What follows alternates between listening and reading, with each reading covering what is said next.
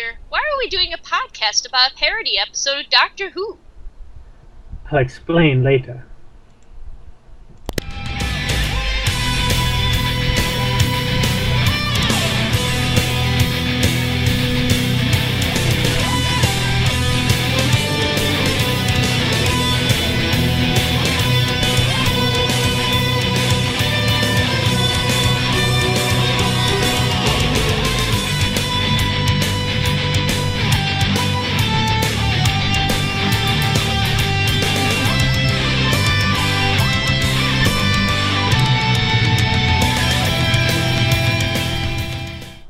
Alrighty. Welcome one and all to the 57th episode of an Unearthly podcast featuring Doctor Who and the Curse of Fatal Death, written by Stephen Moffat. I am the Man in Black, and with me are Mad Matt Winchell. Hello. Randy Ronson McCulloch. Always a pleasure. And Aaron Romeo Moon Burke. Hello. You can follow us at twitch.tv/madmat2185, twitter.com/unearthlypod, facebook.com/unearthlypodcast, and youtube.com/maninblackreviews. By the way, our last episode was recorded on Towel Day, which we did not mention. I hope everyone knows where their towel is. For the most part. I know where a couple of them are. That makes me a very lethal man. Yeah, I know where mine are. I don't know. On the floor, on the floor next to the hamper. Tomorrow's laundry day. That they're especially lethal. It had to happen sooner or later. Our segment Lost Stories is back for the first time in over a month, featuring actress Barbara Murray of Black Orchid, who passed on May 20th at the age of 84. For those keeping score at home, cancer was not mentioned in the obituary. Which is a plus, I guess. How old was she? 84. That's a good run. So That's a fair run, yeah. So nobody has anything they want to say about that one? I don't really know much about her. I can't really say, much. I don't remember her scenes. Was she the lead female of the story for that particular episode? Her character name had Lady in it. I haven't watched the episode myself to know what that... Okay, so I think she must have been the one that knew about the deformed guy and was trying to keep him a secret. Because she does strike me as vaguely familiar, so she was one of the main players in that story. For anybody not familiar, Black Orchid was the only color, pure historical in Doctor Who, which made use of the Doctor's cricket outfit in the 5th Doctor era. It was kind of an odd episode. It was also, wasn't it a two-parter? I believe it was. It was at least a two. Short for that time. I think it was a two-parter. It was also, funny enough, one of the few episodes again mentioned at the beginning of the next story. On to Series 8 news then. Doctor Who once again gives us the acting debut of a British singer, this time with Foxes. Unfortunately, none of us follow enough British music to know how relevant that actually is. Yeah, I can't say I know that name off the top of my head, to be honest. This I think is the first time that a new actor has been announced for being in Series 8 without them saying anything about what episode she's in. So for all we know, she could be a new companion who nobody really knows, except for obviously the production team. Moffat's comment on it, that we are completely thrilled that the amazingly talented Foxes is joining us on board. ... Well, you'll see. Let's just say the Doctor is finally catching up on his phone calls.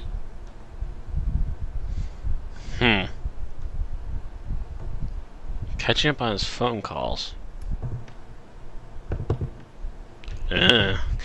As some might remember, Riversong once scolded the Doctor for not picking up his phone and used it as an excuse to graffiti the world's oldest writing. Yeah. Creator. Which is a mere soon moment that we flipped the finger at. In Classic Who news, Retro TV welcomes Doctor Who. Oh. which is an American television station. Unfortunately, I've never heard of it. Oh, are you talking about Retro Television Network? Maybe. It is available if it is RTV. It was at least available as station 27-2 here in Wisconsin, Madison, Wisconsin specifically. I'm looking at the network site. It's at myretrotv.com, and it just shows retro. Well, let me link to. Yeah. That. Yeah, give me a link so I can show everyone. If you've ever seen the channel, you might be familiar with it. But they air only classic television, so Classic Who is it's a good place for Classic Who.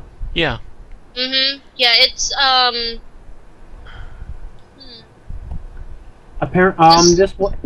Mary from Clarkston says apparently Charter Communications in Clarkston doesn't get Retro TV. I'm thinking that it's a public. I think it's a public digital station. That's why you're not getting it. It is not. Yeah, it's not a cable station. It is a public digital station. After we went from analog to digital. I was thinking this. Yeah. Also, it is we don't definitely. Have those on the coast. Actually, I'm not sure why there's no marker near Madison, but there's definitely a marker near Wausau, where most of my family lives up north. And I was thinking that it sounded familiar because they have it up there for sure too. We used to have it here, Matt, and now it is. We have Memorable Television and Antenna Television. So yeah, they must have just moved up north, or they dropped the server that was in Madison because of lacking views, maybe. So it was actually getting quite a few. Weird. So if you have Retro TV, or if you're not sure, myretrotv.com has an affiliates and schedules link that should probably tell you. But actually, if you have the channel, you can tune in and watch some Classic Who. Yeah, I might actually have to go to my grandmother's now just to watch some Classic Who on TV. Oh, unfortunately, yeah. The affiliates and oh no, it does show up. Never mind. It just took me a minute. It took me to show up. There'll be more. Apparently, they didn't show up on time last week either. So.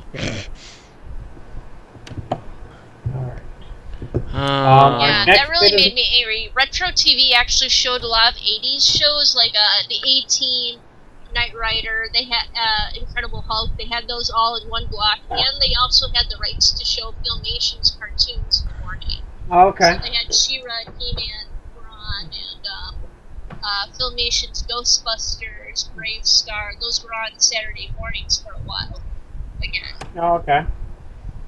And our last bit of news, Doctor Who at the Awards returns with the Critics' Choice Awards.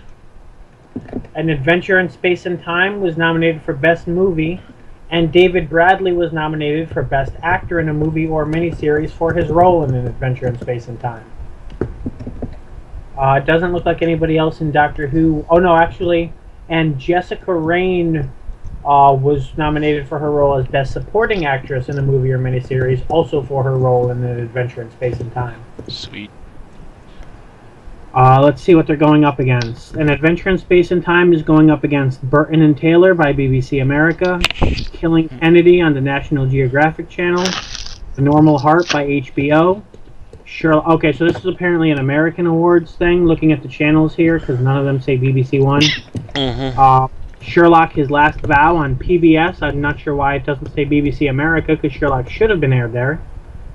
This seems to be a different Sherlock thing on PBS. It's public broadcasting station. His Last Vow was an episode of Sherlock. Yeah, it's Stephen That was the most Moffat. recent episode, if I remember right. And then The Trip to Bountiful on Lifetime. Well, PBS has been known to pick up BBC stuff too. True. Yes, they have been. David Bradley is up against Benedict Cumberbatch for his role in the same Sherlock episode we were discussing. So definitely the same Sherlock there. Shit twist. I apologize to anybody who knows what nationality this is and is part of it, because I'm going to butcher this name. Chiwetel Ejiofor from Dancing on the Edge on Stars.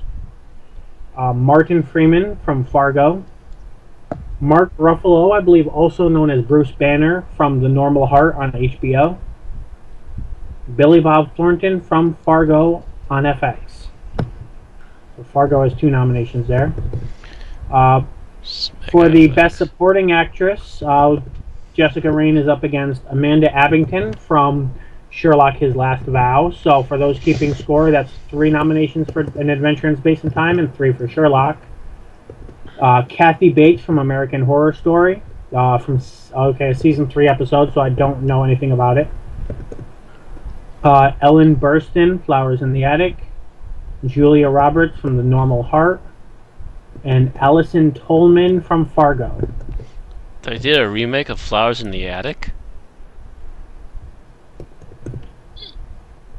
Weird. Never heard of it myself, so I couldn't really comment. I believe the original was a 1970s movie, if I'm not mistaken. Well, then it's certainly grounds for getting remake, because, Hollywood will remake anything. But it's Lifetime, so they had to make it on an even smaller budget than the original. 1999 movies are being remade, or rebooted. Don't remind me. And I think that's the end of our news. Because I could go on a tangent on that, but yeah, end of the news. Before our relatively short feature presentation, we do have a member of our group who wasn't with us through all of our Regeneration episodes. So we can do at least a minor rundown and recap, and at least get Erin's thoughts on any of those that she wasn't present for. Okay, what was I not present for? Which Regenerations were you not present for? I believe you weren't there for the first. Where did you come in for? Did she come in for the... Twin Dilemma, actually. Okay, so you were basically not there for any of the endings. So in terms of the first episodes of various Doctors, are there any you'd want to comment on? We had Power of the Daleks. Have you seen that one? I think I saw it a long time ago, but I don't remember. That's the first Dalek story for the second Doctor. Yeah, it's the one none of the episodes exist with the actual footage. It's all Scantron picks at this point. I think I remember a third Doctor Dalek story. There's a couple of them. Yeah, there were 3 of them. Then the next one, Spearhead from Space. Which was the third Doctor. Oh, yeah. Actually, I think I was with you guys with Spearhead from Space. Okay, so that might have been your first with us then. Yeah, it might have been before you became regular then. Were you with us for Robot? I feel like you were sick at one. No, I was not with you for Robot. Okay. I think I had to skip that one or something. Okay. Yeah. Do you want to make any comments about Robot? I barely remember it, really. If nothing else, go with the Nash review and have a look at it that way. Yeah, I've seen the Nash review, yeah. The most memorable part of Robot seems to be, I'm trying to remember the exact line now, because I'm terrible at remembering things when I want to say them. What's wrong with Unsinkable? Nothing, said the iceberg to the Titanic. Glub, glub, glub. Yeah, actually, I think you got that a little mixed up. Essentially, it's the entire thing goes, it's absolutely impenetrable. 4th Doctor. I don't like the word impenetrable. The other guy, why don't you like the word impenetrable? 4th Doctor, it reminds me of the word unsinkable. What's wrong with unsinkable? Nothing, said the iceberg to the Titanic. What? Bloop, bloop, bloop, bloop. That's exactly what I said, except starting earlier. Yes, but also pausing for the characters to react. Because it kind of meshed together a bit. Yeah, save reaction pauses for when we actually have live video of our faces. Right. So, except that you need it, otherwise it all blends together and sounds the same. Yeah, I don't remember much of Robot, really, and I never got a chance to review the episode here, so. So from there, the main episodes I think you weren't with us for was the TV movie. She was on there for that, yes. You were with us for the third time we did that, weren't you? She was a guest. You were there the third time we did the TV movie. Yes. Okay. But we finally made it. There. I'm trying to remember if you were there for the End of Time. Yes. Yes, I was, because I had to leave early because... It was the 11th hour you were not with us for. Yeah. That's what I'm thinking about. Well, yeah, that's because we did the 11th hour ages ago. That is one of our semi-lost episodes that we have about half of the episode saved from Fraps. Arg. Oh, okay. So, what's your thought of that one? 11th hour, I liked how it started out, but then it kind of dragged for me. The villain was kind of interesting, but then also kind of oddly boring as the episode got on. It kind of, I don't know. Started off with this really interesting eye thing, and then just kind of vanished, and then started being silly things. Yeah, it's just like the eel hanging from the sky, from the ceiling was just like, okay, well, I want to see what this eel is attached to, and they never really show it. You never really see the end of it. I don't think. Do you? The eel is attached to whatever Spider-Man attaches his webs to. Yeah. Apparently, according to some video games. And I think that just kind of bothered me. And then it's just like, okay, we can get on with it now. I kind of wish that they had kept the little girl. I kind of wish that they had kept Amelia as a little girl and just had the little girl travel with the doctor. They would have had to do some rewriting. I would have been kind of upset if Amelia had a snogging scene with the doctor. Yeah. Well, actually, what would have been nice is if they had a little more time with her, and actually maybe had at least half of that adventure with her. Then, for some reason, he needs to go back to the TARDIS, and accidentally takes off on him. The whole Amelia growing up in one episode, it was also kind of cliche. Like, oh, hey, let's revisit this character from before that, you know. Except we don't have the time, we don't have the episodes devoted to her as a child to kind of establish her childlike character before we move on to her being an adult. I don't know. It's already Peter Pan enough, isn't it? I think it would have been more awesome if they had kept her. She would have been the first truly child character. Honestly, I feel like the scene where she came out and waited for him, and then 12 years passed, was poignant enough. Oh.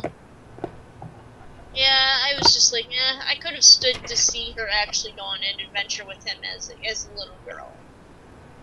You know, that would have been kind of cool to actually see a child in the TARDIS. And when the TARDIS comes back, the Doctor's arrested for being a creepy kidnapper. That could also be an intriguing plot point. The Doctor takes her to a forest filled with dinosaurs and leaves her loose to fend on her own and grow in strength. So this is not Chrono Trigger. That's not what I was referencing. Dun, dun, dun, dun. I was referencing Gohan and Piccolo. Ah. Oh. Dodge! Okay. He needs to really work on that. Yeah, we're trying on that. Okay. Alright, so that's my opinion. If you I want, feel like we had guessed. Yeah, you can rate it if you want. If you have a rating for it, I think we all gave it 5s. 5s. I give it about a 3. Mm. Yeah. I don't think we all gave it 5s because I don't think we've ever had a solid 5 episode. Yeah, I think we all gave it 5s because we had pretty much agreed it was the best episode of the Moffat era up to that point. It was the first episode of the Moffat era. Well, it was also the first episode of the Moffat era. No, I mean, you mean as of when we were reviewing? Up to the point of when we reviewed it, which I think was midway through Series 7. Yeah. I would like to revise mine to probably 3.5 because it is better than the Christmas. Gosh, I can't even remember what we just watched. Oh, you mean the Christmas Invasion? The Christmas Yeah, Invasion? the Christmas Invasion. It is better than that. I thought you were comparing it to the Christmas Carol, and I was going to be like, duh. Matt, stop playing Goat Simulator. Oh, never mind. What? I feel like we had more cast than normal for Day of the Doctor, but I don't remember if you were there or not. Day of the Doctor. Yes, she was. She was there for Day of the Doctor? I think she was, and we might have had somebody else, too. Because I'm pretty sure, because Aaron and I saw it at a friend's house, and I think we went right back to her place and podcasted from there. Okay, because I remember the first few times we tried to have Aaron with us, there were scheduling problems, so we didn't really get her there consistently. Working in the grocery store and everything, it's kind of hard to actually... Aaron's also the one that went to see it with me when we went to the theaters. Yep. Night of the Doctor, I don't think we've gotten your opinion on. So the 8th Doctor's regeneration into John Hurt. I don't. Oh yeah, she has seen that. I have seen that. Yeah, I don't think she's seen Time of the Doctor though. I have seen Time of the Doctor. I saw it with you. The Sarah finale. John's place. Oh, okay. Yeah. I didn't remember us doing that at Sarah and John's. I remember us watching Day there. Yep, we saw Day there, and we also saw Time. Okay. So what were your thoughts on those two then? Night of the Doctor was a little too brief for me. I wanted to see a little bit more, especially of the 8th Doctor. Everybody wants to, Aaron. That's the problem. Because I am not at all familiar with the radio dramas at all. Yeah. Like, I've not even heard a full radio drama from Big Finish. So my only real exposure to the 8th Doctor is the movie and paging through maybe one or two of the comics. I think he was in one. He was in the comics for quite a while, yeah. If you wish to donate and force Aaron to watch an 8th Doctor drama, comment and send us, if not money, audio adventures. Send us Big Finish audio adventures. You can also sign up for our Patreon. Did you? do we? I don't think we can say that till we set one up. I have a Patreon. Don't give Matt money. Oi! Yeah, we know what he'll spend it on. What? Toys. Dollar bin DVDs. Yeah. Okay, Bill may be onto something there. Well, actually, I was defining those under toys. See, Randy, you need to be more specific because actual action figures are something I do collect, but very seldom. Now, DVDs, on the other hand, and video games, that's a different story. Godzilla fights Rodan in action figure form. Da, da, da, da, da, da, da, da. That's right, I don't have a Rodan figure yet. I need one of those. Just don't call it Radon. That bugs the fuck out of me. Rodan? No, you don't pronounce it that way. That's weird to me. You've seen the You've seen the Gen 2 Mechagodzilla. I mean the Heisei Mechagodzilla movie, right? No. Really? No, there's a huge chunk of that I'm missing. I'm also missing 1 or 2 Millennium movies. That's the main thing that bothers me about Godzilla vs. Mechagodzilla 2 when they keep calling him Radon. Oh god, it's gonna give me a nervous tick by the time I'm done with that movie. I'll have to do a review on it when I get because they're trying to emphasize how he's related to a pterodon. Ugh. So why couldn't they just call him Radon? So much more cooler. The terror that lurks in your basement. Moving on. Tangent! Away! I actually had a watch out on that one. Only because you're excluded. I think that's our main things worth. Caves of Androzani or Legopolis? I didn't see Legopolis, and I've never seen Caves of Androzani. No, I think I have seen that. But I don't remember very much, except for the Doctor swimming to save Perry. No. Not that episode. Swimming? No. Climbing, yes. No, huh? Turlo swam to save Perry in the episode before Caves of Androzani. Oh, okay. Never mind. Yeah, never mind. Just keep swimming.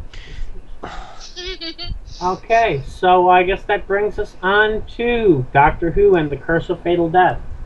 Ah, yes. Something that we decided arbitrarily if we're summarizing it or not. Well, I was going to say something that was decided arbitrarily to be a filler episode between this and the next thing we're doing, and actually turned out to be a fairly interesting segue. It is because our next run of episodes is going to be Moffat scripted episodes. And technically, this is the first Moffat Doctor Who thing. Our last group of episodes was Regenerations, and this is an episode filled with Regenerations scripted by Moffat. Mm-hmm. Yes. It is actually the first thing that Moffat's ever done outside of independent works that were Doctor Who related. I don't know if he did anything like with Bill Baggs or I don't think any others. or if he wrote any novels or anything for either the Virgin or BBC lines. He's not like Russell, who submitted a script to Eric Sayward, I think, or to Cartmel, I forget which. I think it was Sayward, and had it rejected. Okay. But that script eventually became The Long Game, by the way. Yarg. Not really the greatest Doctor Who episode, but it wasn't horrible, but it wasn't the greatest. Yeah. Anyway, summary. Do we really want to do a summary? Because this is publicly available on YouTube. Yes, you can. If you Google not Google, but Google and YouTube are the same. But you know what I mean. If you YouTube The Curse of Fatal Death, you can find this as one part or as several, depending on which you prefer. And you can also find the official version's in one part, and that's actually being done. But that's actually done by the Comic Relief people. Who? Oh, okay. It is on Comic Relief's channel. Yes. Oh, they actually have a channel. Sweet. Mm-hmm. Yeah, that's what I was talking about earlier when I was talking about like Mr. Bean on the Date game. Oh, that's right. Yeah. Yeah, it's like there's a whole bunch of classic comedy bits. The David Tennant Catherine Tate skit with Catherine Tate's non-Doctor Who character running into David Tennant playing a Scottish English teacher. Yes. I forget what that character's name is. Lauren something. Lauren something, yeah. But yeah, that was also done for Red Nose Day and is on the same channel. And Comic Relief seems to be a bit willing to go slightly more risque than Children in Need, from what I've seen. Well, Children in Need is basically just giving you a moment of something awesome from Doctor Who. I mean, it gave you, the original first few minutes of Tennant. It gave us Time Crash. Yeah, it was Time Crash, which was also really awesome. Mm-hmm. I'm trying to remember if it did anything for the year in between there. I think a few of those would show things like the first few minutes of the Christmas special or of the season premiere type of deal. Yeah. Oh, okay. A couple of those did, yeah. Or a selected scene from. Yeah. Yeah. Okay. So some of the later ones they kind of flubbed on. I think there was a prequel for the Snowman on there though. I'm not sure about Snowman, but I do remember there was an extra clip before the season after Snowman. Yeah, there was, I think, a Jenny and Vastra thing for Children in Need. Okay. Yeah, so that's by and large what Children in Need does. Comic Relief is pure comedy. It's basically does comedy sketches. It's related to, but not directly to, the Comic Relief stuff that we used to see around here in the 1980s. But British TV actually had done it first. America was copying the British again, as usual. Oh, see, I thought they were just two sides of the same organization. Technically, it's a separate organization, but they're coming from the same roots. So the one that I've seen of Robin Williams singing is not the same as Curse of Fatal Death. Correct.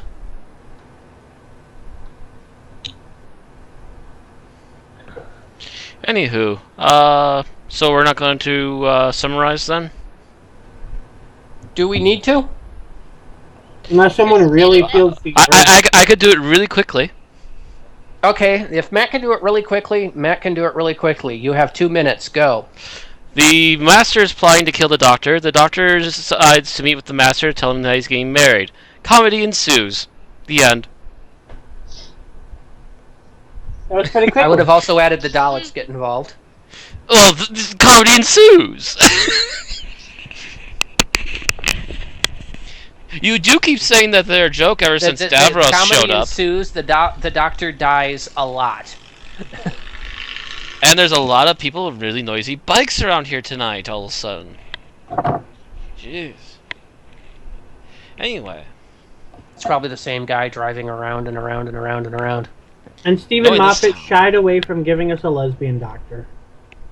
Well, actually, no. The doctor was the doctor was. The doctor was fine. It was the companion that wasn't into it. Yes. So let's discuss this, and let's start at the beginning, the early part, the Rowan Atkinson Doctor. Now, who here on the podcast? What's that? What was that, Bill?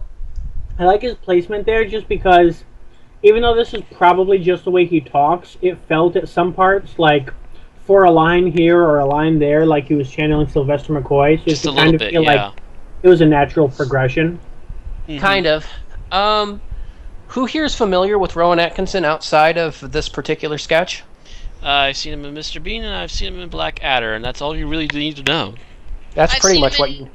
Yeah, I've seen him in Mr. Bean, Blackadder, and I saw him do his live performance, which included some Mr. Bean stuff. How about you, Bill?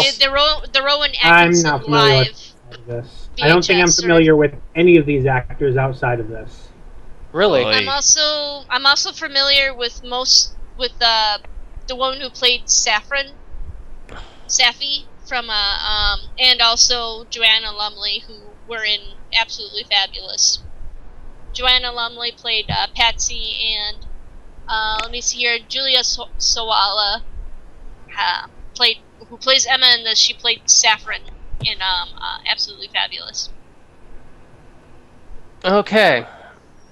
So, what did you guys think of Rowan Atkinson as the Doctor? Again, he feels very, especially in certain parts, he feels kind of almost like a Sylvester McCoy Doctor. From a person he feels that's like known... a good... Oh, sorry, I didn't mean to talk over you. Yeah, for a person that's known for his kind of pratfallish, a little, campy-ish humor, he actually plays this one relatively straight. Yes, he does, for the most part. He's very good considering he's pretty much the starting Doctor, which means he's pretty much there to say, this is a status quo of Doctor Who, so he's pretty much being your generic blend between, Tom Baker, Davison, McCoy, etc., in sort of one, while at the same time portraying, this is a show that died 10 years ago, and we're going to do something with that as well, in this case being the retiring, and he does a good job playing it straight while still having some identity you can enjoy. He also plays the chess master in this, I happen to now think. Kind of, but not really to the extent. Not a serious chess master, mind you, but he did play the chess master on this. More for comedy than anything else. I mean, I wouldn't consider it... He's the checkers master.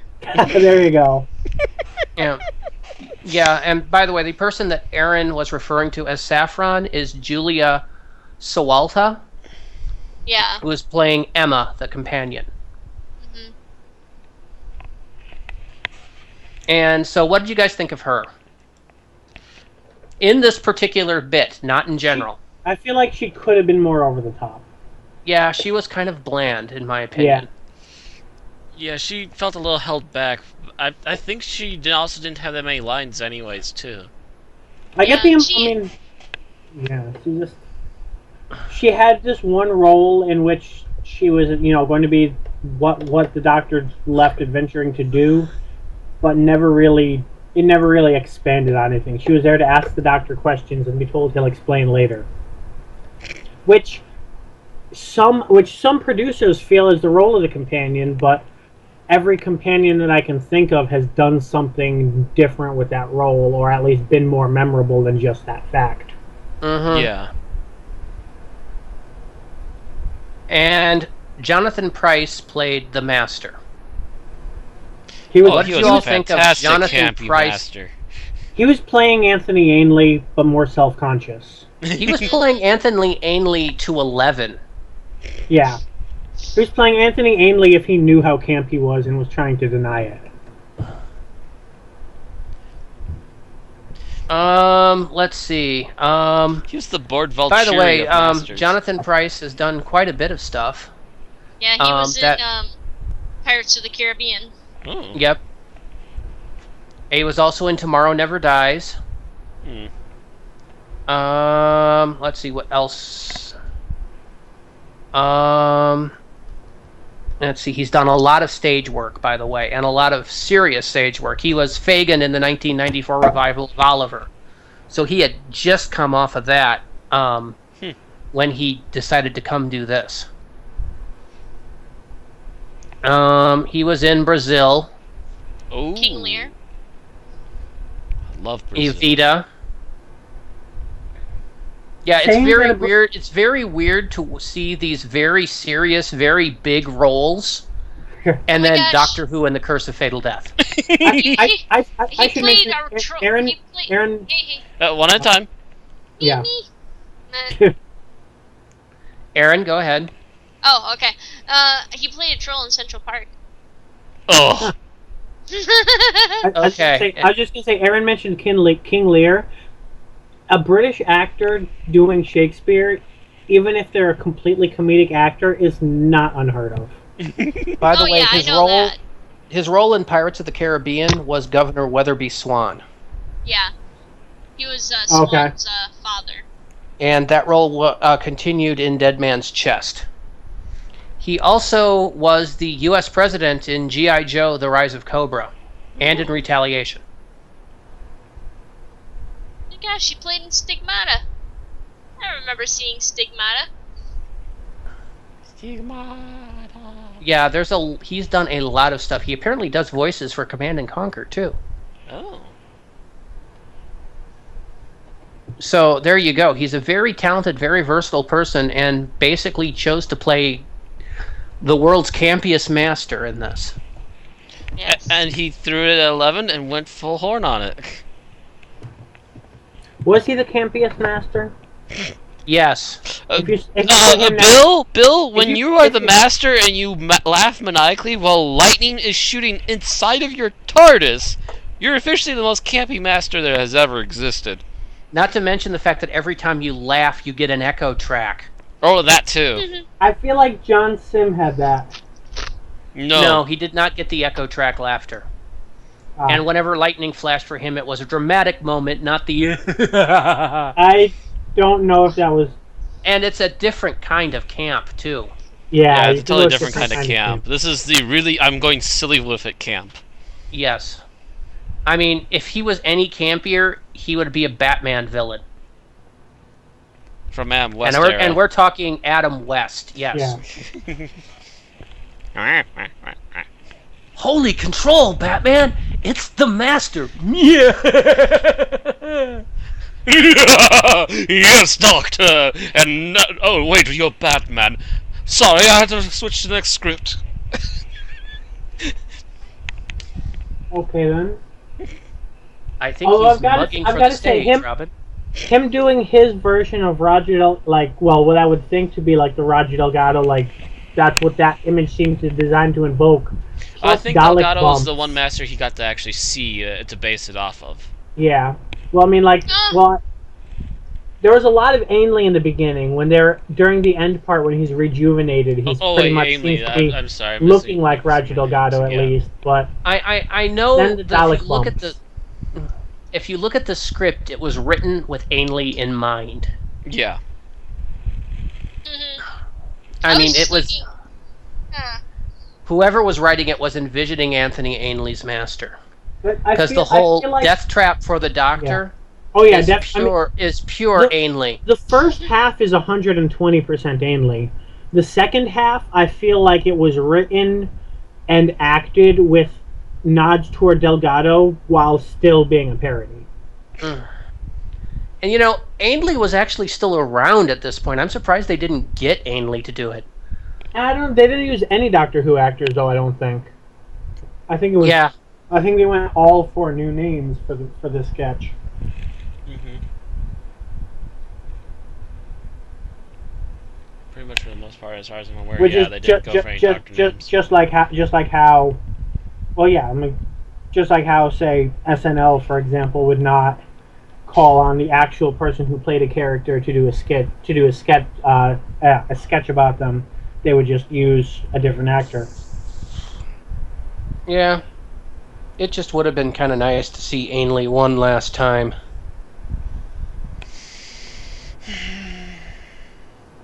When did Ainley die? 2004.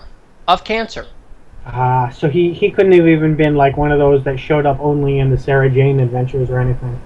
Nope, died a year before the series came out again.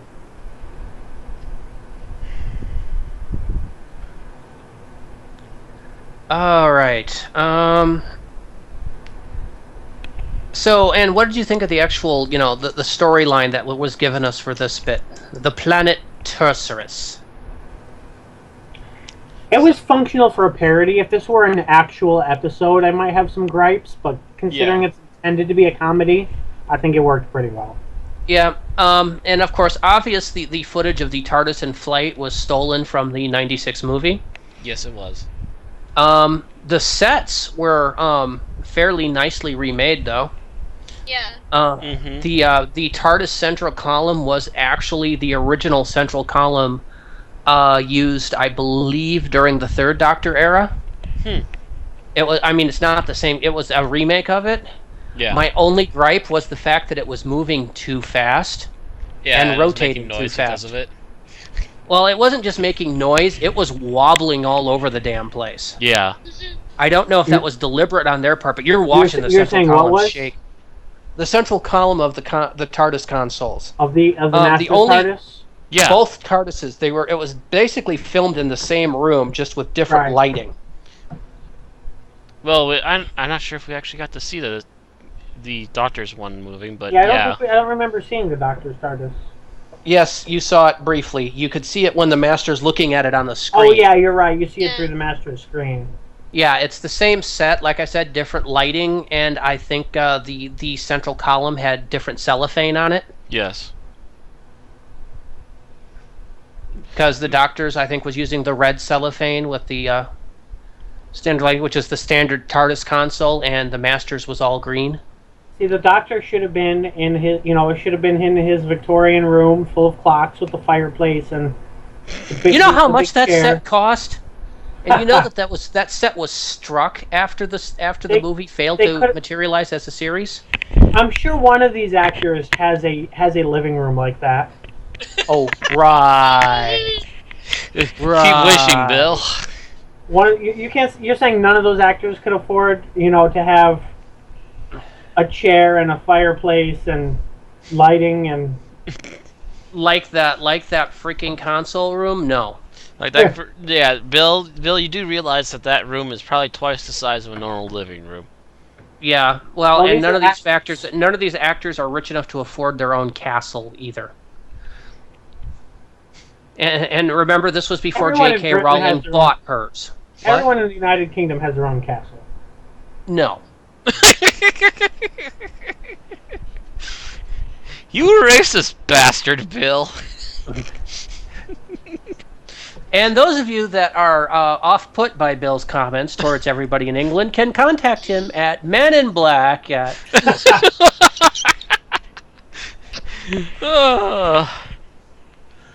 Although I would say, if there was any one person that we know of by name that could have a room big enough in a castle to make a TARDIS room, it would be Lord British.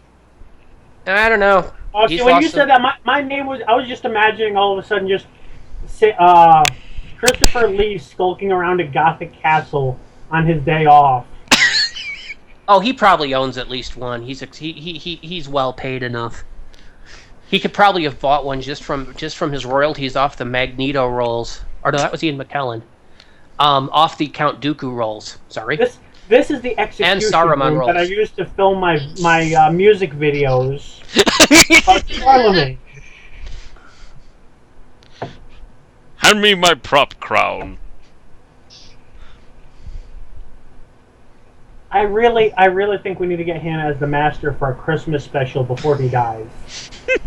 He would be freaking awesome. He is Dracula. He might never die. He would be the most. He would make Roger Delgado look campy. Yeah. I am the master, and you will obey me. You will and you fucking will too, because it's Christopher Lee. Hey, considering this is the administration that got Ian McKellen to play the Great Intelligence for a special, it's possible. It's possible they could at least have him throw in for at least one quickie and then have him regenerate. Of course, I'm really shamed the fact that we only got about 5 minutes of Derek Jacobi Master. I know. I like Derek Jacobi. He was freaking awesome. In the short time on screen, we could tell that he was going to be an awesome master. Then they had to go and regenerate him. He also did the voice of the master for Scream of the Shalka. Mm. And he was freaking awesome in that. So he already kind of knew the character already. Yes. I'm not sure I'd be able to watch that without looking at the Doctor and saying, "Hey, that looks like a great intelligence." And also, well, actually, that's a perfect segue because now let's mention Richard E. Grant, who was the first regeneration that comes out. The cute, smart, and lick the mirror handsome. And proceeds to lick the mirror. Yes, he does. He played that up to 11 as well. Yes, and then the doctor's fiance is pretty much like, strangely enough, I don't mind this change. Yeah. And goes to run off with him to the TARDIS bedroom. You want basically, yes. It's obvious what he's interested in. That's the only companion I've ever had. You've had lots of companions. The only companion I've ever had. Oh, right. Yeah, never mind. Yeah, well. Still, it was a good line. Yeah, it was. And of course, we now know Richard E. Grant as Simeon from The Snowmen and later Name of the Doctor. Then again, the Doctor lies enough about his age. I could see him lying about how many girls he's been with. But you can see now why I think that role as Simeon was kind of a waste for Richard E. Grant. Yeah, it was. It's nice that they kept bringing him back for the great intelligence, but still, yeah. What could have been? Because, mind you, he also was the Doctor in Scream of the Shalka. Yes, he was. And it was a different Doctor than what he played here, because this was obviously an over-the-top. Well, this is, again, for comic relief. If he was to play it serious and now. That one was very bitter, very, angry Doctor, and it worked. Mm-hmm. You played Eccleston? Yeah, pretty much. He kind of was a proto-Eccleston. If you look at Scream of the Shalka and you kind of mentally erase Richard E. Grant and you put in Christopher Eccleston, it almost works. Yeah, this is Richard E. Grant. I just found a picture of him as the Doctor here.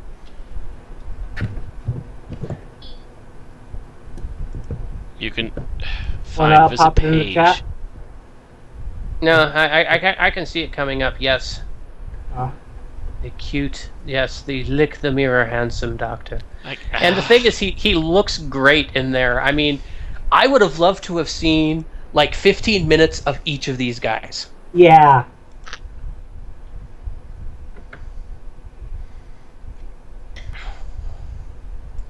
Unfortunately, no. The comedy is that, of course, that he basically wears through his entire remaining bodies in like 3 minutes.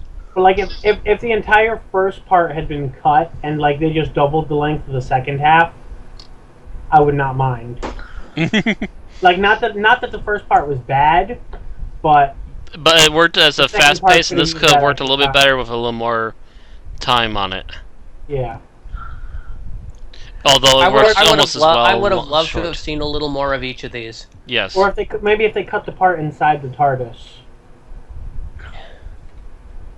And maybe if the Master had fallen into the sewer a couple less times. It's almost, you almost wish they could have taken this and actually made a full episode special out of it. Yeah. Yeah, it should have gotten more time. It's a dream of the Doctor's.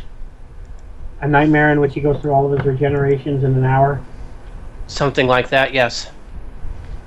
By the way, I finally got a picture that's a close-up of him, and in the background you just still see the Master hamming it up for the camera. He's just looking at the camera smiling. Yeah, he proceeded to choose scenery from pretty much the moment he walked on. He's just watching where the camera is and trying to make fun for it. For scene hamming it. Anyway, Richard E. Grant, of course, lasts after a wonderful comment about how he'd think this form would be particularly good at rewiring, manages to blow himself up into Jim Broadbent. Apparently he's not as good with his fingers as he thinks he is. Apparently. Who was playing the I'm a bit shy around girls now. I'm looking for one of Jim, and I'm not really seeing... Oh, here we go. Here's one. Jim Broadbent is known for a bunch of other roles. He was in Moulin Rouge. He was in Indiana Jones and the Kingdom of the Crystal Skull. He was in the original Hitchhiker's Guide to the Galaxy radio play as Vroomfangle. Okay. He was in the later Harry Potter films as Horace Slughorn. So, he's a fairly well-known actor. But he's also a huge Doctor Who fan. So that's why he agreed with bells on to do this particular role. I'm starting to feel like every British actor between a certain group of ages is a huge Doctor Who fan. Most of them are, because Doctor Who was that big over there. Yeah. It's very weird. It's like Star Wars is here. Kind of. I'd actually say closer to Star Trek, yeah. Star Wars and Star Trek, I would argue. While I'm not as invested in looking up stuff for Star Wars, I will say there are still particular parts I really like and enjoy and revisit once in a while. Well, there's a reason I say Star Wars or Star Trek over Star Wars, is because it takes a lot less effort to see Star Trek than it does Star Wars. And the fact that it's a series and not a movie. I don't like, from my experience, there are a lot of people in the movie industry in America that are pretty much the Star Wars movies were huge inspirations to them. Like you get people like J.J. Abrams and such. Yeah, but what I'm saying is the fact that you get a lot of actors that grew up watching, like in the 60s, which is why I'm saying this, because it's also about the same time. Most huge Star Trek fans are huge sci-fi fans in general, whereas it's not always the case with Star Wars. I would argue that point quite a bit, Bill. Oh? Yes. There's a lot of Star Trek fans, especially classic Star Trek, who were not overall just sci-fi nerds. I am, but I'm kind of an everything nerd, so I don't count because I'm as I mentioned, I think before the podcast, my Star Wars thing is less, but I was a huge Star Wars fan as a kid. But then Return of the Jedi didn't happen, or then Return of the Jedi kind of ended the series for a while, and almost immediately I picked up on Star Trek because it came up on late nights on CBS on reruns, and I became a huge Star Trek fan. Would right now be an apt time to mention that I have Star Wars bed sheets. Or not sheets, a blanket. But what I mean is the fact that Star Wars, you had to make an effort to go see the movie. You had to get up, go to the theater, buy the tickets, go in. Actually, Star Trek, that's less of a problem now because you could probably watch it on Netflix, any other online service, as well as the multiple different versions on DVD. I'm not talking now, Matt. I'm talking at the time. I'm talking overall, and the now includes just as much as back then. All I know is... No, because we're talking about people that took inspiration from these. I'm pretty sure as a child I watched 6 Star Wars movies in theaters before I watched 6 Star Trek episodes on TV. 6? Where are you getting 6 from? Heretic, unclean! I know a lot of people that grew up in the 60s that Star Trek was kind of their inspiration. Okay, actually, I watched 4 in theaters in the 90s and 3 in the aughts. So actually 7 in theaters in that amount of time. It's a pretty heavy 11 years. I really did not mean to steer this into Star Trek versus Star Wars.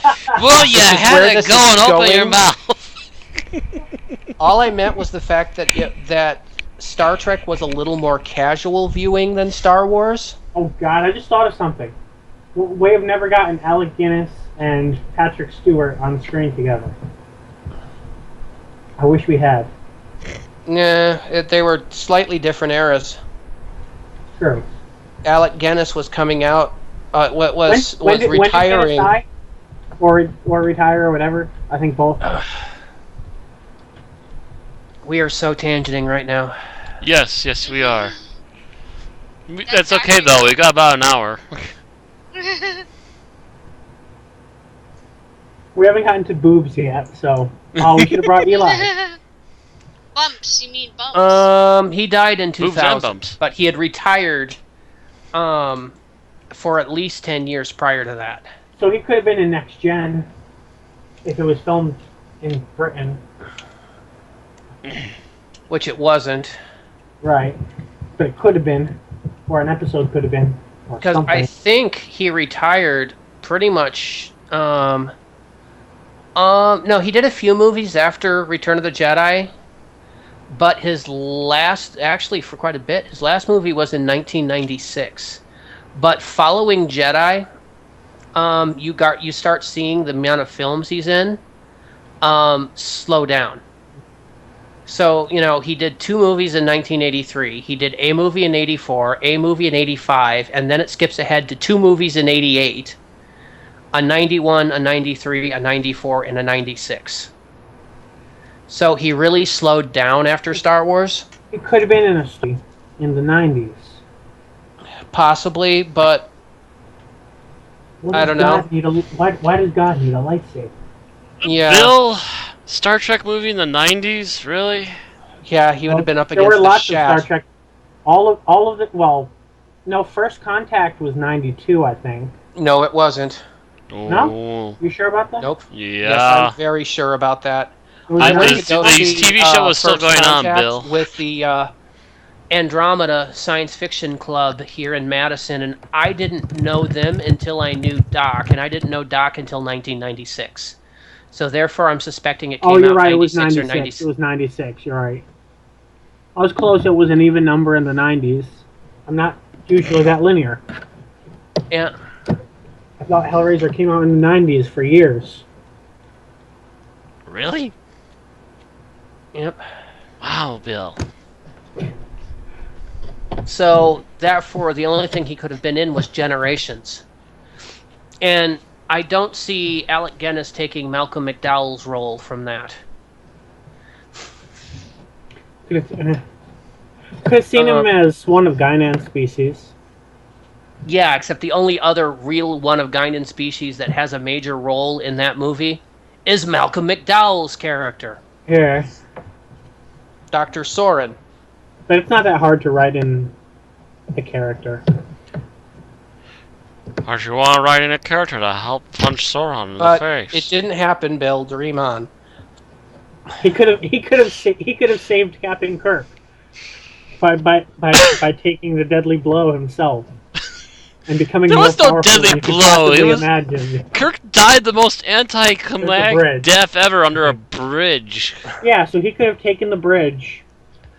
Bill, if you want to write Star Wars, Star Trek crossover fiction, be my guest. Don't expect me to read it. I'll expect because I've seen Star Wars. Actually, no, I saw. I saw Star Trek Bab 5 crossover done by somebody in the Eastern Bloc. You don't need to read it. It All is you why need to do this is day I copy edit. occasionally refer to Matt as Fukov.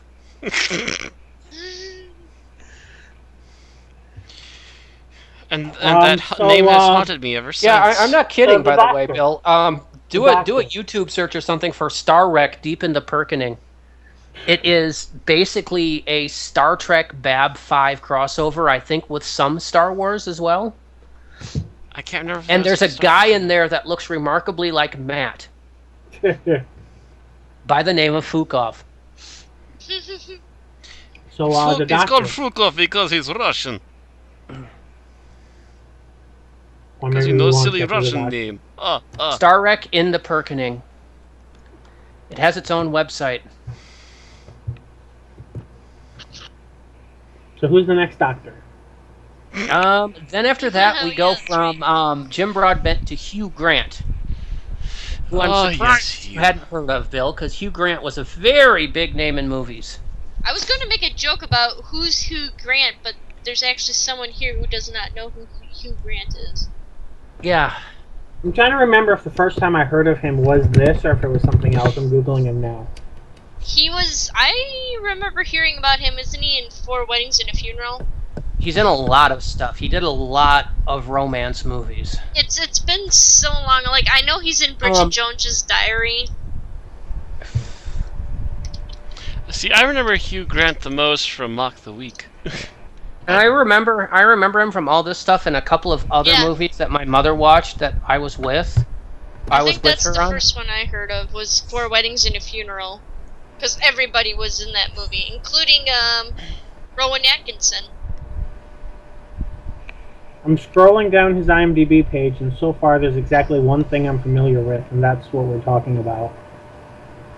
Yeah, that's pretty much the only thing I know him from. There's a first time for everything. And the first time to make us feel sad for you, Bill.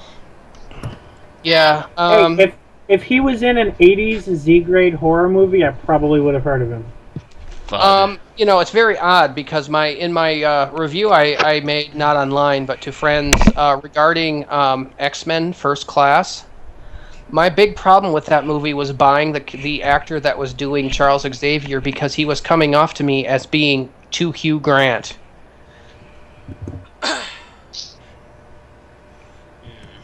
It's pretty much the picture of suave English gentleman. At least around that time. Yeah. It's actually kind of amazing they got him. I mean, I think he was also a Doctor Who fan. Yeah. The fact that he's such a science fiction nerd that he will actually do raptor impersonations on stage in between bits on Mock the Week. Yeah, he's probably a Who fan from long back. He's English, yeah. Literally, he'll actually go full on, like, crouch down, do a silly walk on stage, and he can do a little roar. God, get him and, what's his face from Whose Line Is It Anyway? Not Ryan Stiles, the other one, Colin Mockery. Actually, I could see those two hanging off pretty well, actually. And just getting them and get a whole dinosaur menagerie going on.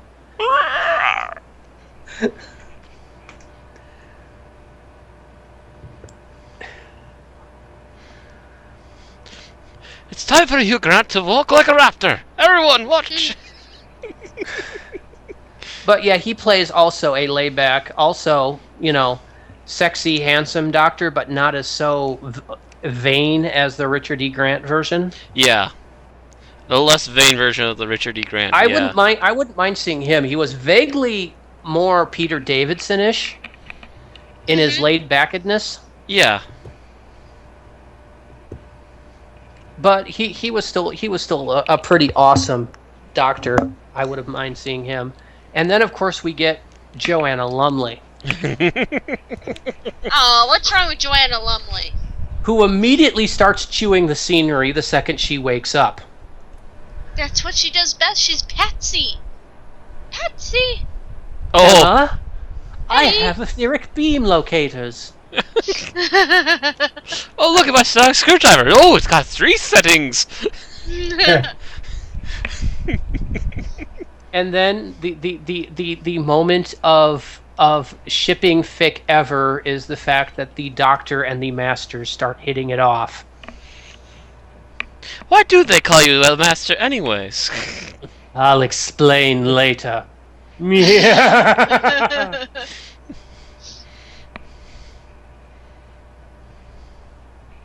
I am right. It is really getting hot in here.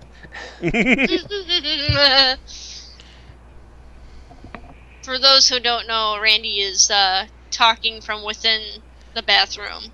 He's talking from within a warm, muggy, windowless coffin. I live in a one-bedroom apartment with a couple of other people. I have the upstairs area, a loft area that's essentially my bedroom. It has a bathroom connected to it. But to keep my voice from carrying, and it does carry, I record from inside the bathroom as my personal recording studio. The problem right now is it's so hot outside that we're using air conditioning. And because I have the door closed, it is not central air. So it is slowly becoming roasting in this recording studio. So if you go silent and we hear little sizzling popping sounds, we should probably call Chris and tell you to dig you out of the bathroom. No, if you try to get my attention and you don't hear anything and then you hear a whump, that's yeah. somebody, because then I've passed out. Okay. Oh, you were being serious. Okay, yeah. I think I have Chris on the phone here. Not right now. Because he's sick. He's pretty bad. He's got the plague. Oh, I thought Chris never got sick. Apparently, if you stay up for 3 days straight, the plague he can still get the plague. God, that kind of scares me now. Stay away from you, plaguey people. If Chris is sick, then that's some serious stuff there. If Chris has been compromised... Just plane from California. So if anybody's paying attention to us from California and you know there's a bug going around, guess what? We managed to contract it. It's now going... Hantavirus. Yeah, thanks for spraying it to Wisconsin. It's okay. It'll kill off the bums before it gets too warm. And comments from the homeless people can be sent to Aaron Burke at Romeo Moon at... Hey, we're up to 4 people now. Yay! Hello, 4 people watching. I'm checking. One of them's me. Okay, never mind. One of them's me. One of them's you. And now we're down to 3. Oh! We scared them away! Damn it! They noticed we were paying attention and ran. And with the thing delay, that was right after Aaron's comment about about bums. You scared the bums away, Aaron.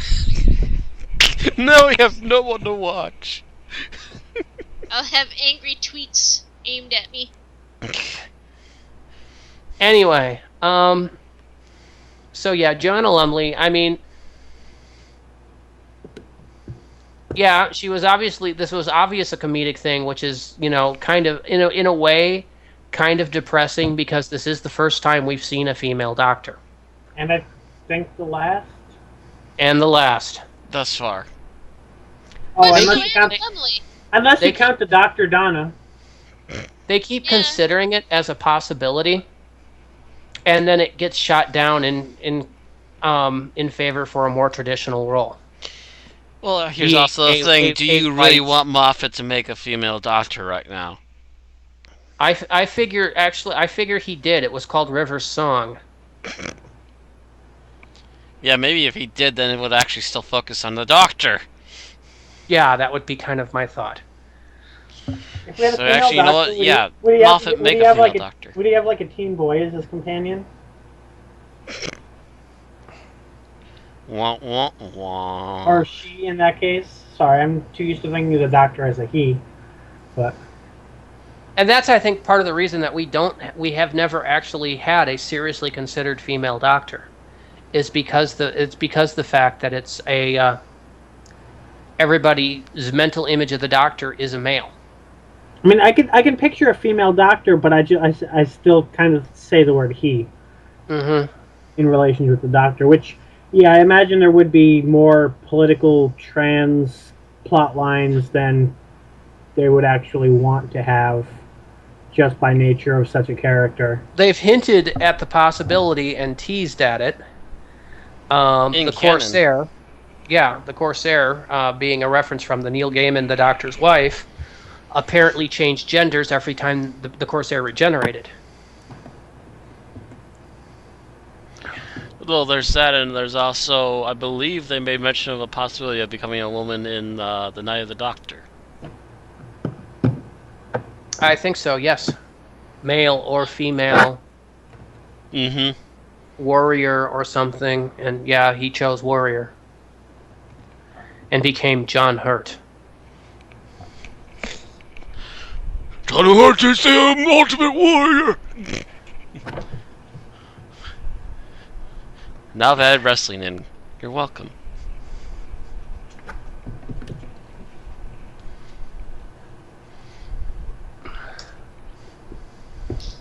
least I didn't skronk. Oh no, I was just thinking of who else would have actually it first came to mind. Who here's familiar with Smallville? Vaguely. Who played Lex Luthor's father? I haven't a clue. Bill, do you know? I have never watched Smallville. I think I watched like 10 minutes of it ever. John Glover. Somebody I saw, and it's like I would have loved to have seen him as the Master too. If you want to know, if you remember a series called From Hell, he played the Devil. Oh, so we kind of covered the Doctors then. Yep. Cover the Doctors, cover the Master, and that kind of brings us to the Daleks. Mm-hmm. Who There's were not really the all Daleks. that much to say without... Yeah, there's not much you can say. If they brought Terry Malloy in, he would have been fighting with the Doctor and the Master for scenery. Yep. Roy Skelton provided one of the voices, and it says here, I think, that he is one of the final. It's his final role as one of the Daleks. Yeah, he was. Original. He wasn't one of the original, but he was one of the classic ones. I think he was like starting in the 4th Doctor era or the 3rd Doctor era, and carried through, I think, almost to the end.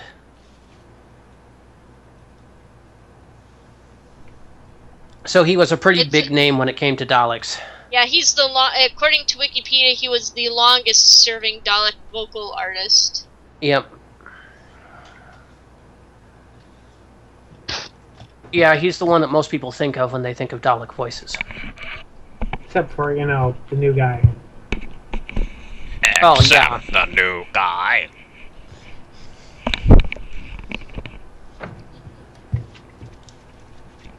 And it's not really, if you've right been to call watching him this the new guy podcast and you don't, if you've been watching this podcast and you don't know who Nick Briggs is, I think you need to go to the corner.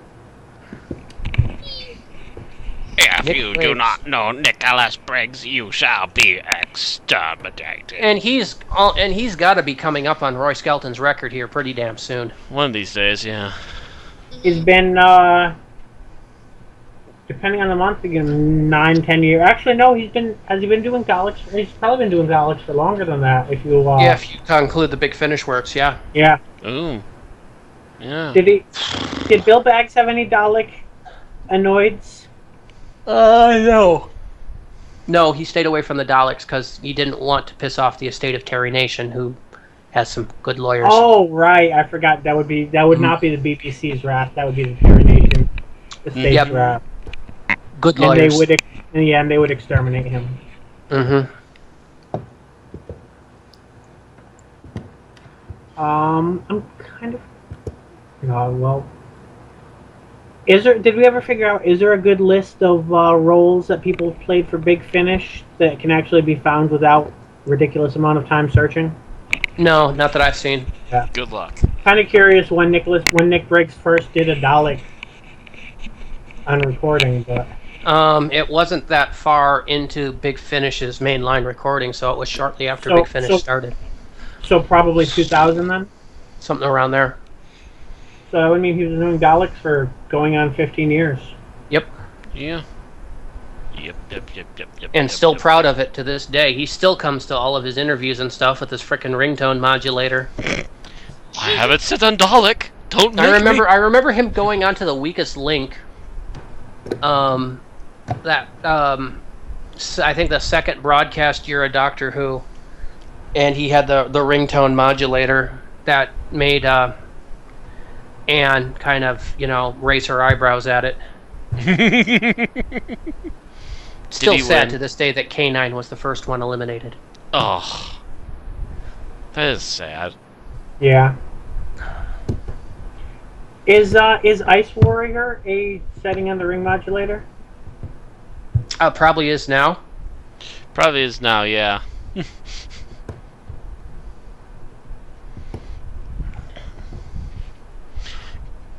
I'm sure he probably throws a little bit on his own voice too, but yeah, there's probably a certain voice he pulls and then ring modulator to get the rest of the way. Just never ask him for his John Barrowman impression, because apparently the guys horrible. at Big Finish think it's pretty hot, and everyone else does not. No. Everyone at Big Finish thinks, yeah, that was great, and we're like, ooh. Yeah, it was bad. Now his Eccleston and even his Piper were pretty good.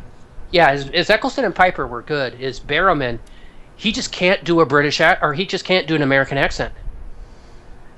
Yeah. His American accent, it was not the right American accent, and it wasn't the right tone for John Barrowman, so it was just like wrong on all counts.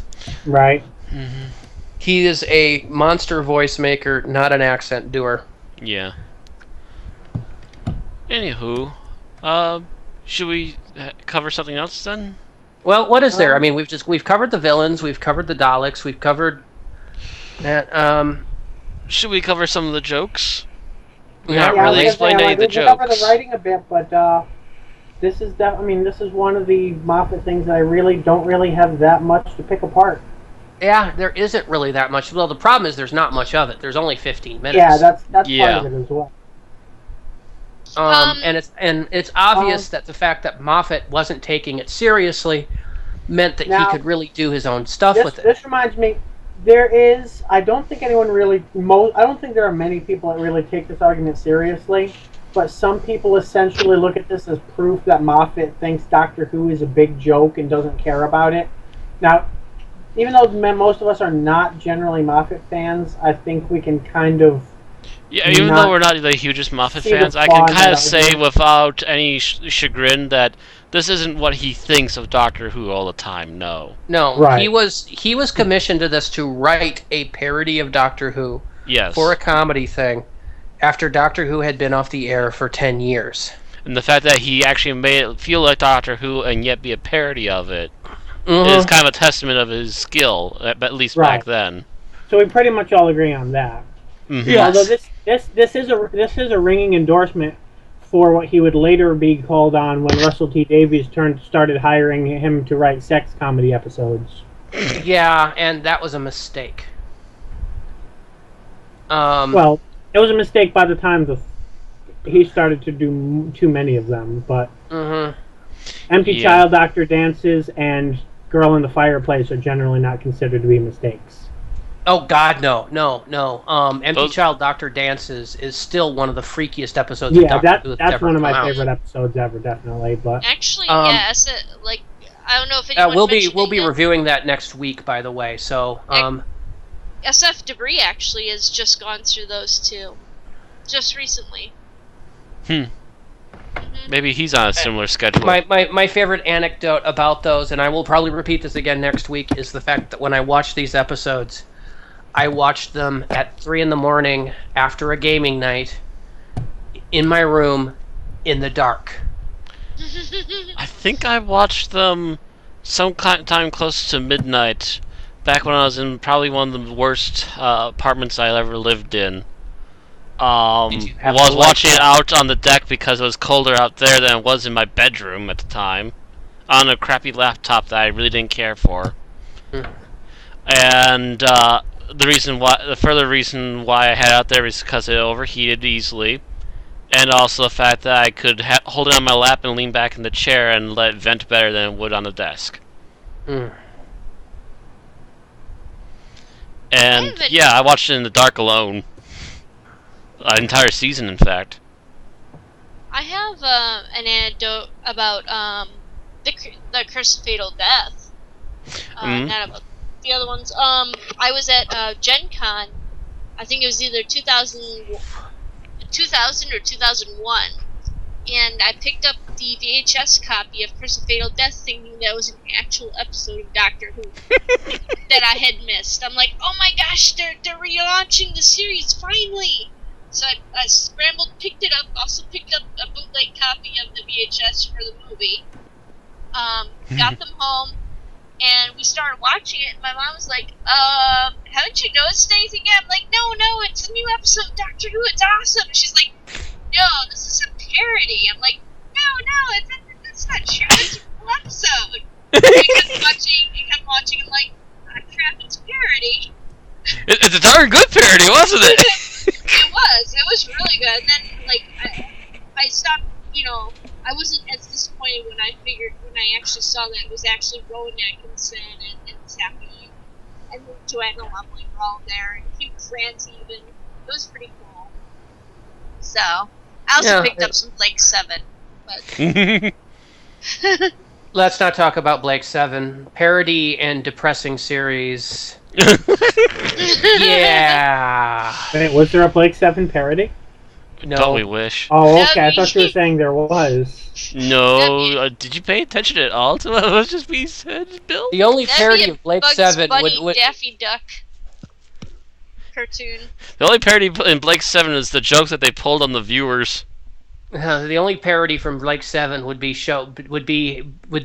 filming a place showing a head screening of the ending and having people then coming out in body bags after committing suicide. God, that was such a downer ending. Anyway. Oh yeah, I did also want to talk. Not only was the little opening credits stolen, but a lot of the music was either directly lifted from or directly reminiscent of, I would think, the 4th and 5th Doctor era music. Yeah. Did you guys notice that? More or less, yeah. I did not notice, no. I noticed they were definitely going for the Doctor Who music of the original series, yeah. Mm-hmm. Yeah, I noticed that because I noticed the incidental stings. Am I really one of the only people here that actually notices music? No, I've noticed that I noticed music too. I do in certain settings. Mm-hmm.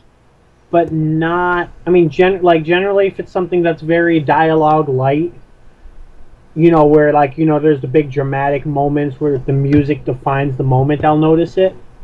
But a lot of the time, not beyond that.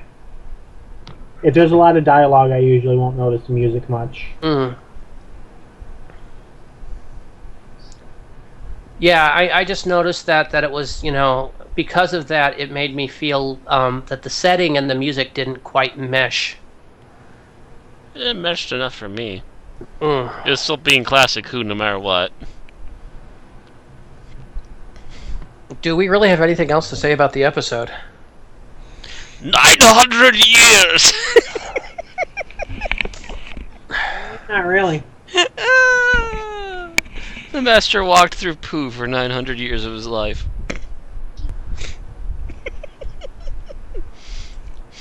And ate dung beetles.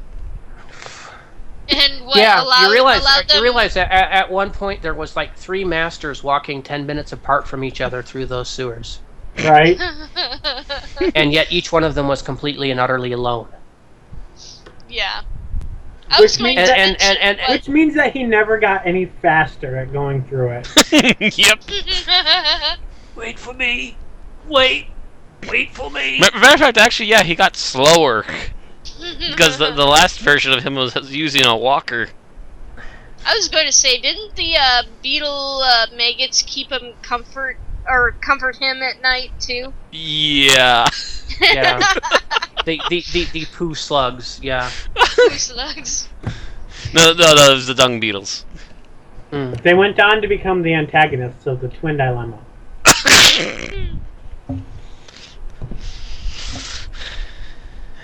Again, beetles, not slugs. Yeah, whatever. Squeeze a beetle and it turns. I get the feeling that he had a specific pleasure in describing those large, squishy mountains. Yeah, I think he relished that scene, and just watching the Doctor's expression on the occasional comfort on that, and the look on his face, it's just like, oh God, gross. Yes, I used my TARDIS to come back here. Well, it could be worse considering there are 3 of them going through the sewers. He could have been taking comfort with himself.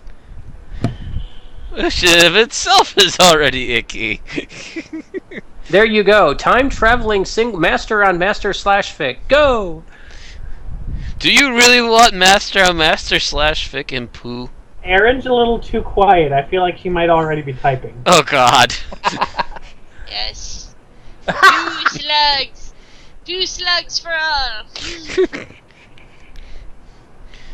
That's a little disturbing even for me. Sorry. Dragon Ball Z / fiction I can handle. I've written some myself already.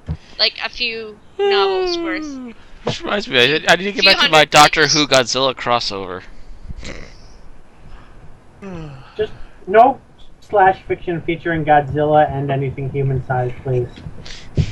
We don't want to know how it manages to fit.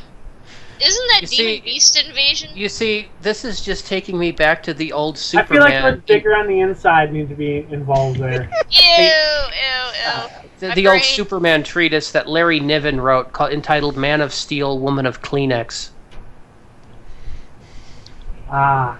Which was not really / fiction. It was a calm, rational discussion about why Superman could not reproduce with a human on Earth.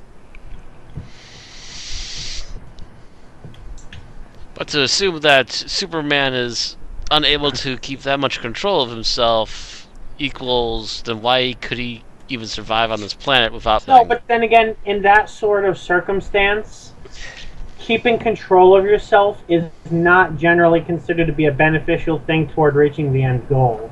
Yes, exactly. That was kind of the point. You're generally supposed to give in to the animalistic urges and such in order to... Not only that, but it's science has actually defined it as being a mild seizure. That part too, yes. Yeah. That's actually in the treatise, yes. Listen to you nerds try to talk about love. Hey man, this was written by Larry Niven, man, the guy that wrote like half of, or that wrote like the Known Space series, that wrote the Man Zin Wars, that wrote Ringworld. What's your problem, Matt? Shut up, Fukov. So I guess Fukov! Final thoughts on Fatal Death. It's hilarious. Yeah. It is. It's very well written and very very humorous for what it was trying to do, which was a comic relief Doctor Who. Huh? I wonder who produced it. Let's see. Produced it? Comic relief produced it, yeah. I'm sure they had a producer on it, but... Yeah. Like, obviously it wasn't Russell T. No, this was pre-Russell T's involvement. Well, let's see. Director John Henderson, I've never heard of him. Producer Sue Virtue, never heard of her. Executive producer Richard Curtis was probably a comic relief, so I'm not even going to click that one. Mm-hmm. Yeah, pretty much. Nobody would really know. Sue Virtue is an English television producer, mainly of comedy shows, including Mr. Bean and Coupling. So now we know where... Okay, so Rowan Atkinson, one of Rowan Atkinson's. Yeah. One of Owen Atkinson's She met Stephen Moffat at a television festival in 1996. And they probably sat down and said, you know what'd be cool? And it's just like, I know who could play it, Rowan Atkinson. And Moffat's like, brilliant! And they just probably brainstormed the rough sketch of this entire episode over dinner. And then Moffat went home and wrote it. Oh, she has something to do with Sherlock, too. I'm clicking that. She might be a producer or something. Let's see. Oh, wait, is she? Oh, she's married to Moffat. Okay. Does it say when? Actually, I think they were married before this. I'm trying to see when they were married, and I'm not seeing that on her Kate. Maybe it's on Moffat's page. I'm looking on Moffat's page. He doesn't have much on his personal life. Yeah, I know for a fact in the behind-the-scenes stuff that they were already married, apparently. Oh, okay. At this point. Mm. They met at a television festival in 1996. Why do I have a feeling they were watching Doctor Who? Probably. So yeah, she's probably a producer on Sherlock. Let me, if it ever... Oh, honey, you got something I'd like to help you to produce. Let's go. Hop on a skip and a jump over to Sherlock. And yeah, apparently they wrote coupling based on their own relationship. Wow. Oh yeah, she's exec producer. Oh no. Wait, no. The main two characters in the show were even named Steve and Susan. Wow.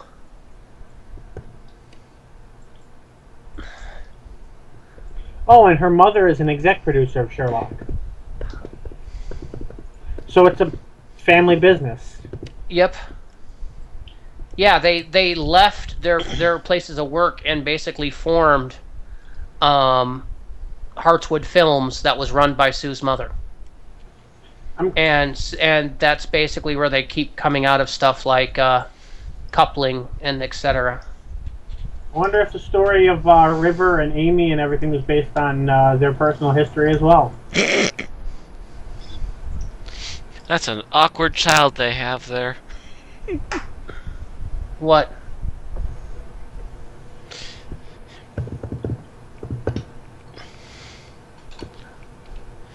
So many background talking going on, then I seem to be the only one that's keeping track of it all. Because every time we make a remark, what? Aren't you listening? No, I'm reading fables on Wikipedia. You're not supposed to admit that. Oh. Wait, this was a test? No one told me it was a test? Nice try.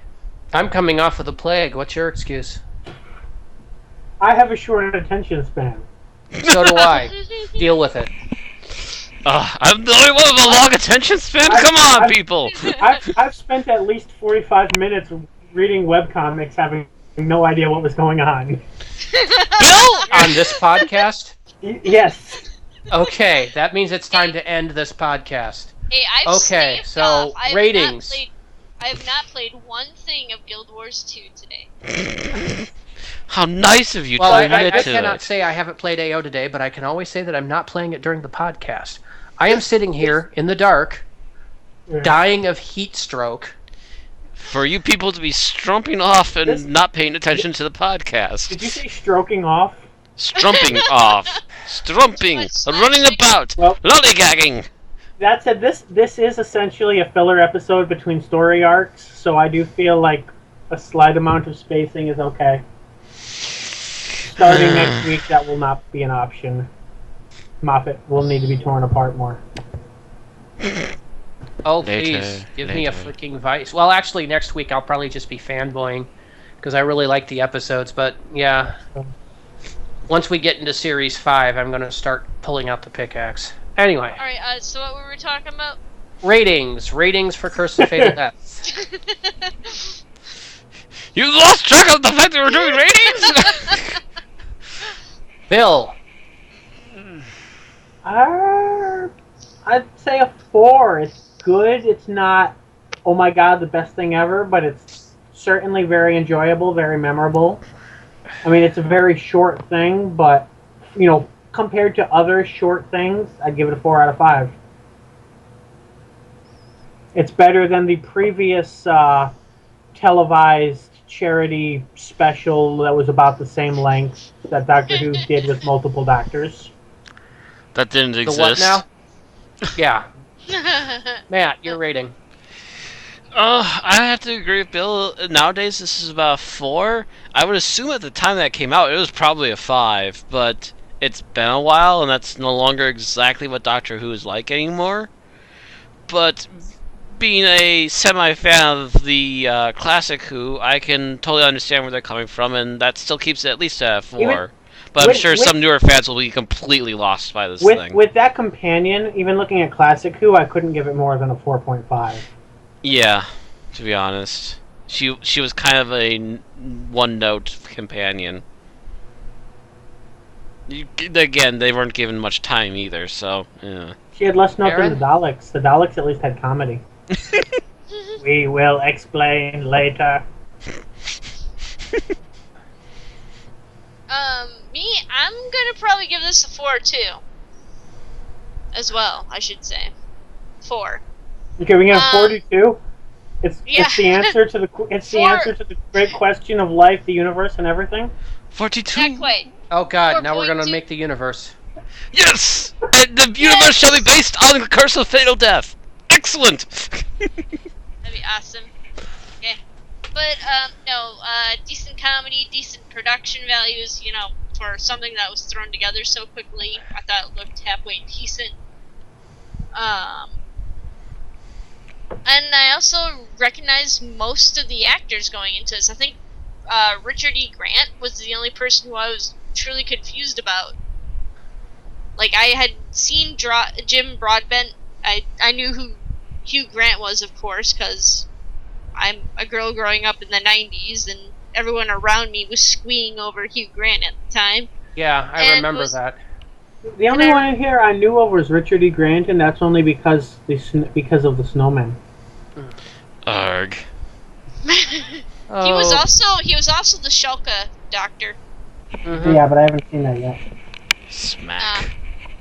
Anyway, and also being a big fan of Absolutely Fabulous, I knew exactly who Joanna Lumley was and Julia Sawala.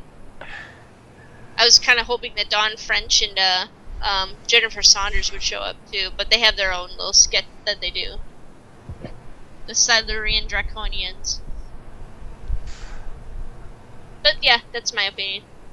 Okay, I actually will give this a 4.5. And that is because I'm holding it to a different bar than I would hold a regular Doctor Who episode. If I was holding this to the regular Doctor Who bar, this would only rate a 3 at best. But it's designed to be a parody, it's designed to be a low-budget parody, it's designed to be funny. And it succeeds in everything. My only major complaint was that there wasn't really enough for the companion to do, and that I really wish we'd had seen more time with each of the different Doctors. Mm-hmm. So that's my only 2 complaints, 4.5 out of 5. So, yeah, that does almost make it... No, there's 4 of us. It rounds to a 4.2 out of 5. So it is a 42. It is the life and the universe and everything. Woo! With 45. And with that bombshell, good night. See you next week when we'll go back to our regular, more serious tone podcast. Yeah, right. On Empty Child Doctor Dances from the 2005 series. Are you my mummy? Yes, with Christopher Eccleston, Billy Piper, and John Barrowman first appearing as Captain Jack. I forget anybody? No? No, those are the main ones. All right. See you next week. More or less the same time, unless you hear otherwise. I think Jarvis appears off screen. No, wait. Bill, hurt you.